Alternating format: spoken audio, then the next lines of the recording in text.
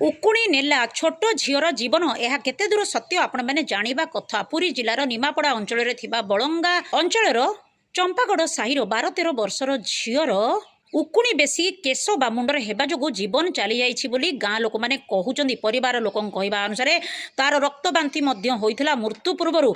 तेबे एही जिनसटी केमिति घटिला सतरे कौन उकुणी कौन लोकर जीवन नहीं पारे ता आपण जानिबा कथा। उकुणी हेबा द्वारा केबे कहार जीवन जाई न थाए, किंतु दीर्घ दिन धरी केशरे उकुणी हेबा द्वारा बैक्टेरियल इन्फेक्शन स्काल्प रे होइथाए, अर्थात जीवाणु संक्रमण बेसी हेबार संभावना थाए एवं एही जीवाणु संक्रमण धीरे धीरे रक्त रे हेबा द्वारा सेप्टिसेमिया भली परिस्थिति सृष्टि होइथाए, जहा द्वारा परे सेप्टिक शॉक आ ऑर्गन फेलियर मध्य हेबार संभावना थाए।